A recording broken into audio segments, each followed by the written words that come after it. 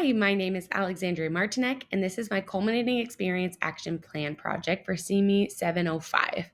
I'd like to preface this presentation by saying I did not use AI at all to make this assignment. Introduction. My background. I am a 24-year-old white Hispanic woman. I was born and raised in Henderson and attended CCSD schools since I was in third grade. Before that, my mom homeschooled my siblings and me. We are a Christian family and base our whole lives around what God's word says. This is the biggest part of who I am. My school. I teach fourth grade at Hannah Murray Brown Elementary School. The school founder, Miss Hannah Brown, is an African American woman with many amazing accomplishments. The school, however, is predominantly white and Hispanic populated with very few teachers of color. My time in this program has helped me to see this more clearly about my own school and to realize how I fit into all of that with my personal background and experience. I never had an opportunity to learn so much about multicultural education or the history of racism, especially in my own city. Having the opportunity to read and learn about how I can be culturally inclusive as a teacher has actually helped me to be more aware and reflective as a person. One takeaway that has shaped my understanding of Las Vegas is the concept of redlining. In Systemic Racism Explained by ACT.TV, this concept is explained to show why neighborhoods are separated by race. It gives me a better understanding of North Las Vegas. I used to work for a nonprofit in an apartment complex out there, and almost all of the students I worked with were African American. Now that I work in Henderson, I only have 3 African American students in my classroom. This concept was eye opening for me, and it makes me want to be more aware of the impacts of racism in my school as I have learned about the history of it in my own city. My action plans. These action plans have helped me to get a better understanding of teaching multicultural education. Through all of these plans, I was able to learn so much about inclusive teaching while also using Nevada standards. This has helped me to dive deeper into understanding the standards as a first year teacher, as well as how I can use them to provide culturally inclusive materials in my classroom.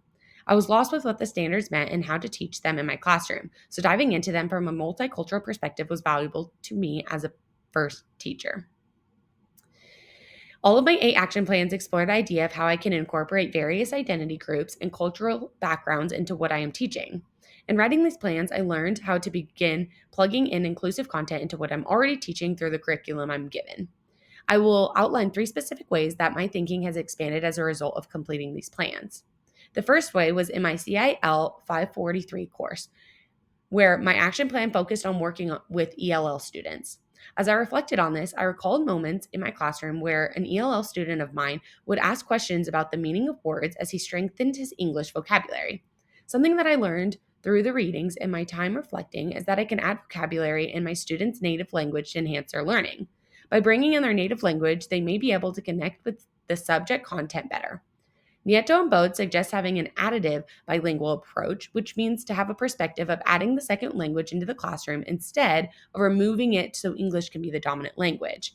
If I take the time to learn more about my students' native language, I will be able to purposefully include it in the classroom. The second way is through my CIL 542 course. Here, I reflected on the idea of teaching hard truths of history, even when it is not the most comfortable. I realized that as a white woman, I have to be aware of what I'm teaching, but more importantly, what I'm not teaching. I do not want to leave out the vital parts of our nation's history, because it may not be the easiest to teach. In his writing, Muhammad stresses that educators should not erase historical content because it is not ideal, but rather that we should embrace it to allow students to be critical thinkers. Growing up, I never realized how much privilege I had. Throughout this year, it has been eye-opening to see that side of my life. So I want to make sure that I am very aware of it within the classroom and my teaching approach. The third way is through my CIE 508 course. My action plan discussed the idea of community building and how it impacts the crucial conversations in the classroom. A big takeaway from this was that building empathy is powerful for students to feel heard, appreciated, and accepted. An article called 4 Ways to Teach Empathy to Kids describes how we can use literature to teach students how to see from another's perspective and how allowing students to hear from one another helps to build empathy. This was Fresno Pacific University in 2021. My belief in teaching is that students need to feel the safety and security in the classroom community to be able to have these crucial conversations amongst one another. So, what is multicultural education and why is it important? Multicultural education is teaching a variety to students of all backgrounds, identities, ethnicities, and race. It's about teaching outside the historic white centered curriculum and expanding student understanding on the true history of many people groups. Multicultural education is also about being inclusive to students to welcome them into learning in a new way and in a way that they can see themselves in the content, as well as exploring the stories of those around them. Teaching across curriculum shows students that multiculturalism impacts all that we do. It also gives us as teachers more opportunity to reveal truths to our students and help them develop into critical thinkers about the world around them as they learn multicultural education throughout every subject. Nieto and Bode suggest that social justice is everyone's business, whether they are the ones experiencing discrimination or the ones who need to help to combat it. This was on page 34. As I said earlier, I never realized how much privilege I had growing up because so much of these social injustices didn't affect me personally. Now that I'm a teacher, I am an advocate for students who are impacted by these injustices, and I work for a system that is historically racist. I have to be willing to stand up for my students and to be intentional about how I approach it in my classroom. How multicultural practices can be included in my teaching. My action plans have illustrated how critical multicultural education approaches can be included in my lessons, my teaching, and my teaching materials. One way that I can include multicultural education approaches in teaching is through children's literature. In my CIL 501 course, we created a book log with different topics of injustice. I've already started to use this in my classroom to discuss the topic of poverty. Reading a book whole group can incorporate conversations about difficult topics such as racism as well. I believe in teaching students about these truths because they need to be exposed and educated about it. Some of them are experiencing the realities of these injustices, and some of them need to be taught about it to reflect on their privilege in it. They can all make a difference if they begin to learn about it and critically think about what these realities mean. So, Cora gives this example when she worked with sixth grade students to have class wide discussions about racism through reading the book Ghost Boys. Another way that I can include multicultural approaches is through mathematics by using different strategies when teaching. In my CIE 533 course, I wrote about this in my action plan. Teaching with different strategies allows math to be more inclusive. Believing in every student's abilities, regardless of their previous mathematics methods to teach students in a way that they can understand will help students be critical thinkers, as well as to work to eliminate implicit bias that I have towards student when it comes to their abilities. In a Todos article, it discusses the idea of eliminating deficit views of mathematical learning in 2020, which is so important when considering teaching students of all different backgrounds. I have a student who came to me and said that his brother taught him the Brazilian way to do division. It was difficult for me to allow him to use that method because it was not what I was teaching in class. As I reflect on that, I see how allowing him to bring his culture into the mathematics would have allowed him to connect more and to grow from that. I can learn from that experience now as I move forward as a teacher. One more way that I can include multicultural approaches is by using social studies to point out different perspectives. In my CIE 553 course, I had the opportunity to dive deeper into this. Inquire Ed is the social studies curriculum that we use in fourth grade. It has a video and article on two perspectives of Mount Rushmore. This is great because it allows students to see two contrasting points of view on Mount Rushmore and how it was created and how it affected the people around Mount Rushmore. One side is very positive and patriotic, which is mostly what we've seen in history and history classes, most likely. The other side is a perspective about how Mount Rushmore is disruptive to the native people of the land. I want to teach my students that all perspectives matter and change the way that someone experiences life or events. Different perspectives change the way history is told.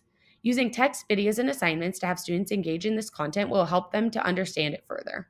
Sarah Kaler Jones emphasizes the thought that the teachings of history should be told from various perspectives, revealing the truth, heartbreaking realities, which is huge in this is a huge aspect of multicultural teaching and one of the focuses I have as I learn how to actively incorporate it into my daily teaching.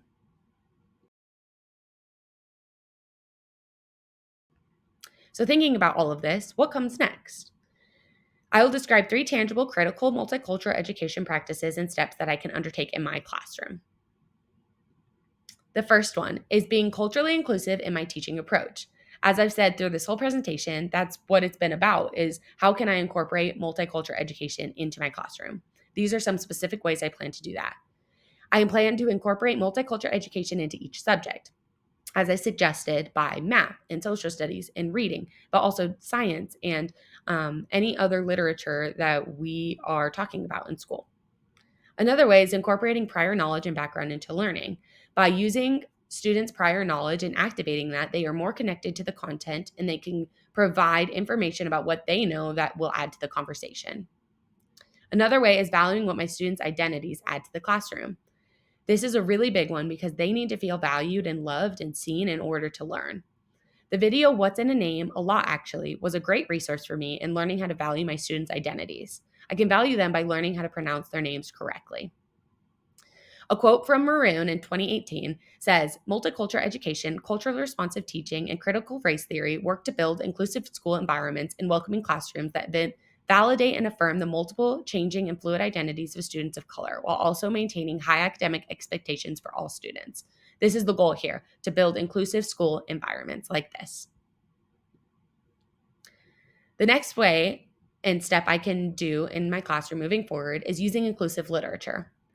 The first way to do this is supplementing literature content by bringing in books that are outside of the curriculum. I've already started to do this by bringing in books about poverty in my classroom. Another way is to use books that are mirrors and windows, as suggested by Bishop 1990, which is cited through Armstrong. The mirrors are books that students can see themselves and their experiences in, and the windows are where they can see others' experiences in the literature. A quote from Armstrong is, "One result showed that when the educators broadened the literature to include characters that mirrored the students demographically, culturally, and experientially, students were more positively engaged learners, asking questions about the content and completing their assignments." And this is the whole point of what we're doing. We want to include students in the content so they are more engaged. Zakor's work in the sixth grade class, as mentioned before, also did this when she allowed students to be able to see themselves as mirrors through the books that they were reading when talking about racism.